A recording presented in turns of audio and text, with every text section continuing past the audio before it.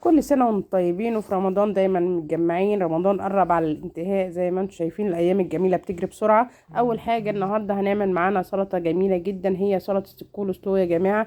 أول حاجة جبنا كابوتشاية كده، قسمناها نصين، وبعدين غسلنا ورق الكابوتش كويس جدا، لازم نغسله كويس جدا عشان ما يبقاش فيه أي حاجة.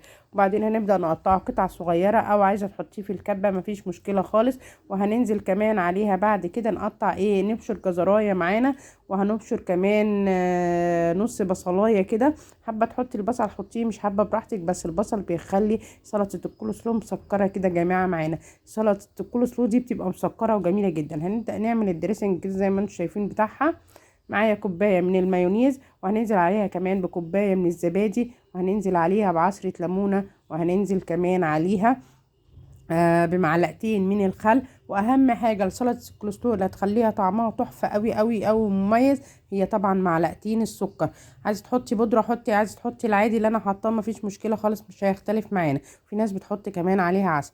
بعد كده هننزل بمعلقه فلفل اسود صغيره، ومعلقه ملح صغيره. هنقلب كل المكونات دي مع بعض لغايه ما تتجانس، لغايه الصوص معانا ما يبقى بالشكل ده.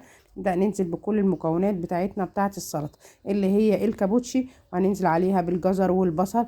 وهنقلب كل المكونات دي. من نجاح السلطه بتاعه الكول سلو دي يا جماعه ان هي تحط في التلاجة ليله كامله، او على الاقل ساعتين او 3 في التلاجة، عشان تشرب من الدريسنج بتاعها ويبقى طعمها تحفه كده، الزبادي مع المايونيز بتاعها.